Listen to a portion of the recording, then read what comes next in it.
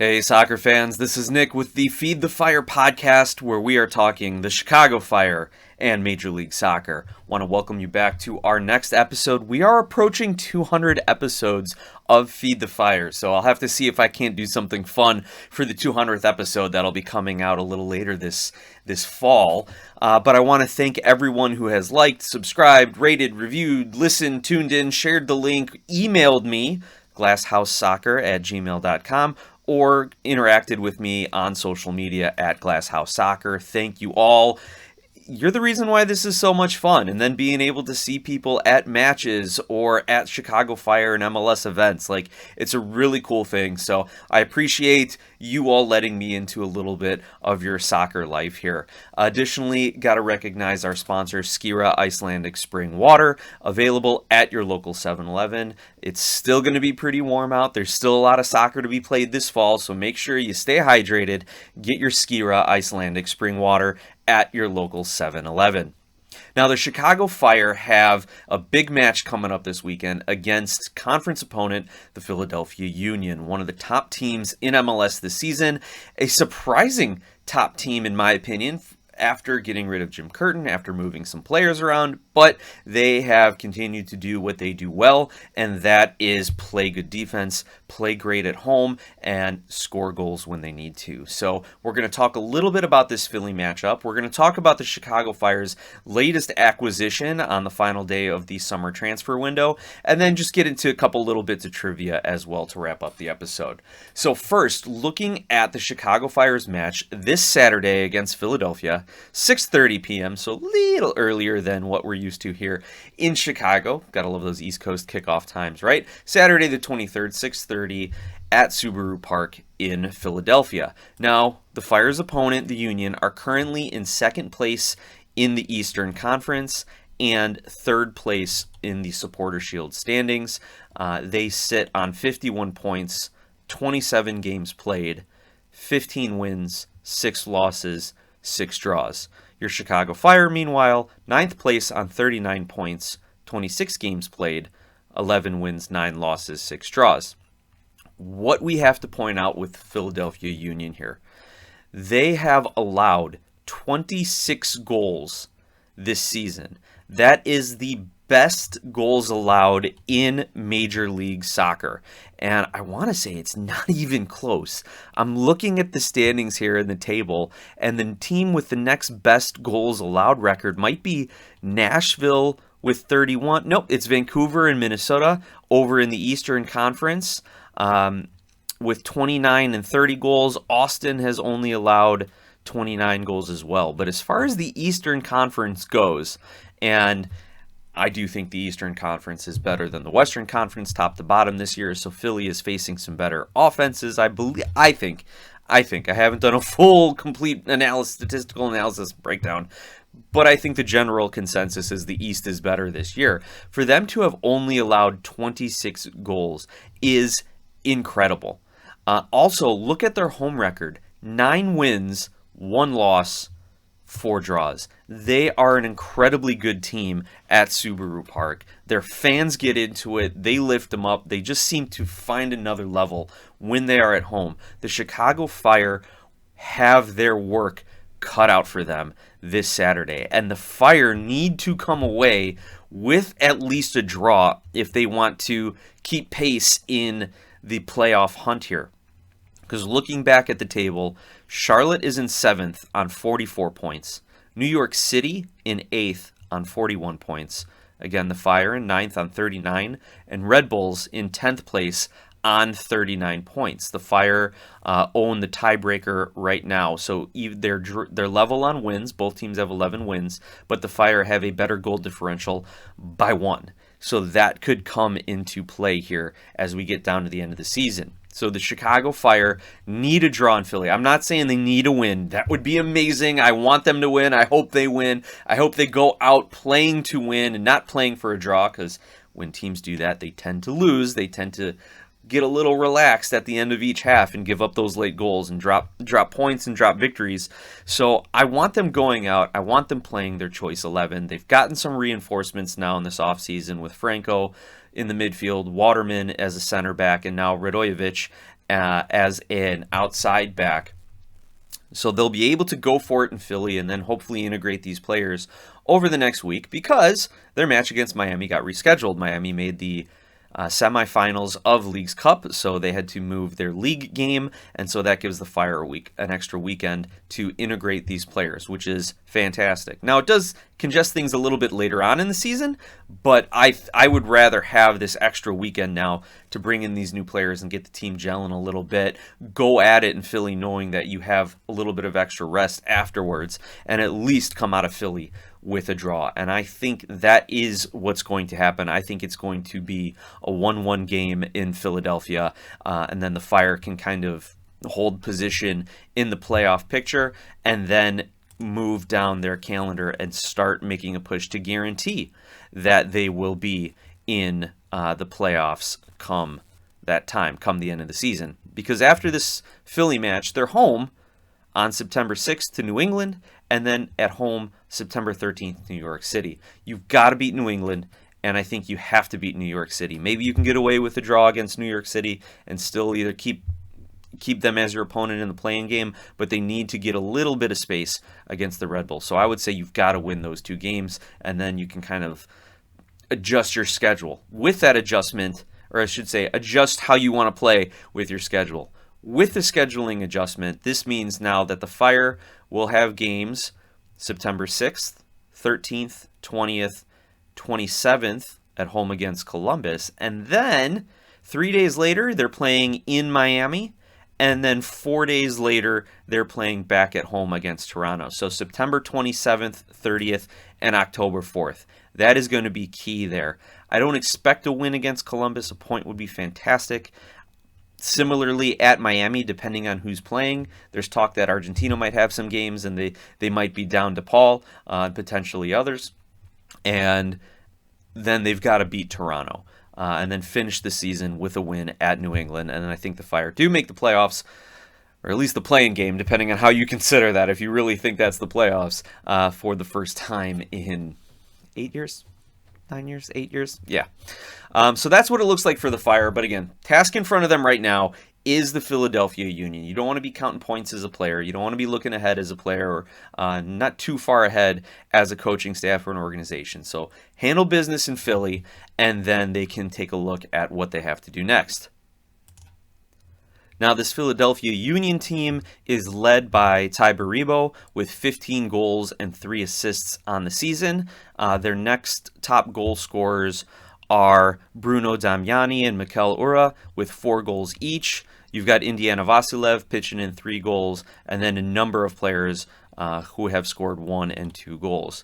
You want to look at their assist totals. You've got Kai Wagner, who leads the way. So again, you have another defender getting far up the field. He's got 9 assists. Quinn Sullivan with 8. Mikel Ura, Indiana Vasilev, and Francis Westfield all have 4 assists.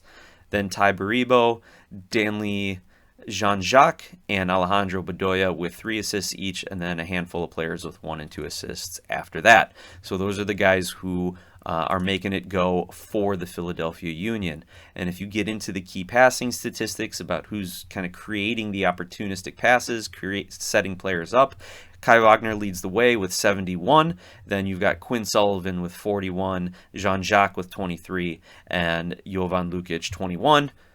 Bruno Damiani 20. So those are kind of the guys who are getting more forward, making those more aggressive forward progressing passes there. So something to keep in mind.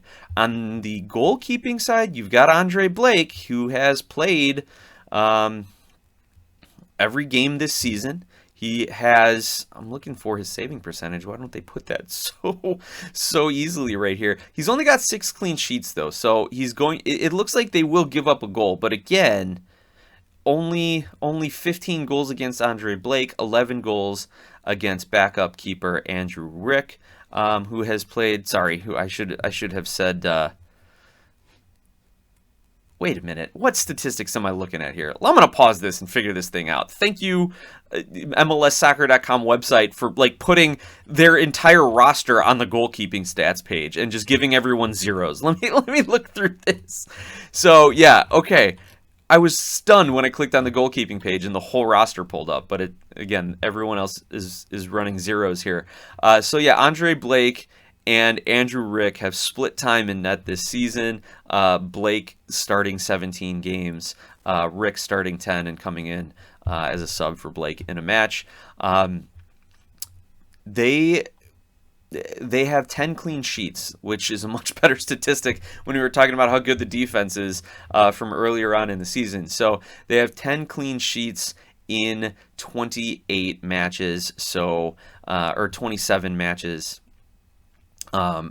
Very good defense, very good goalkeeping. So the Fire are going to have to be on their game. But we have seen them in their last match really picking their spots, being able to redirect things in, getting the goalkeeper going one way to try and play the cross or something on one side, only for it to come across and then Kuipers to tap it in or to lay it off for Gutierrez like we saw this last week. So the Fire can beat these keepers. It's just a matter of creating those quality opportunities again. However, given the new players coming in, given how the Fire have gone for it the last couple weeks, and how good Philadelphia is, I'm going to stick with my 1-1 prediction. But here's something that kind of had me thinking like, maybe I should change up my 1-1 prediction. According to MLS Communications, the Chicago Fire have been especially strong on the road, leading MLS with 33 goals in 13 away games. Only 4 clubs have scored 35 or more away goals in a single season. So right now, the Chicago Fire have the 10th best away goals total in MLS history, if that makes sense. They're number 10.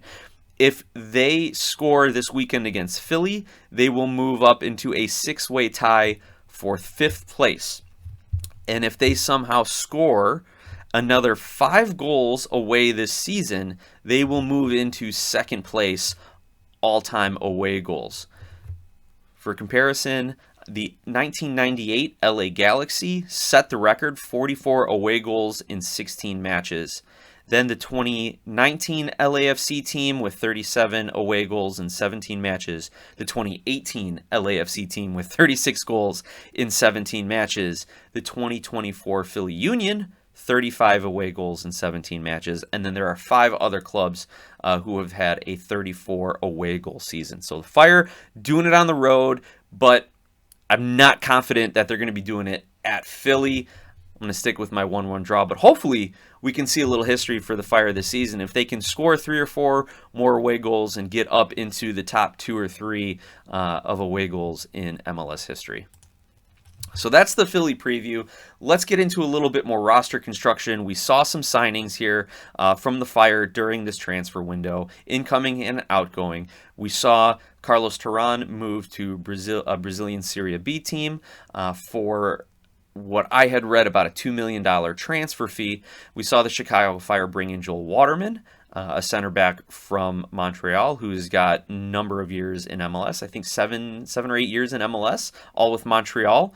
So he's a solid pickup for the Fire. We saw them bring in Andre Franco, a midfielder from Porto, who in his introductory press conference said he feels the weight of the expectations. He's going to be wearing the number 10. He reached out. His people reached out to the Chicago Fire to see if they could make a move for him to come here. So he wants to be here. He understands the pressure and expectations, and let's see him perform. But the latest is that the Chicago Fire have signed Viktor Radojevic from FK TSC in Serbia. Now, in order to finalize this, they did have to purchase an international roster slot from TFC for $100,000 in 2026 GAM, general allocation money. So the Fire are able to then move their roster spots around. The other thing you got to remember is that even though Amari Glasgow is out on loan, he still counts as a roster spot against the Fire. So that's why they had to go get this extra international spot. Now, this is going to be a permanent deal for Viktor Radojevic. He is a Serbian under-21 player. He has been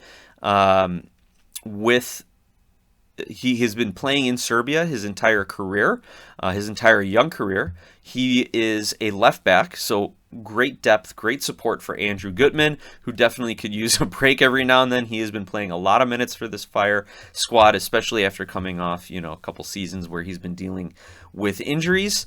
So here is what I can find, especially from Joe Chats over at ontapsportsnet.com.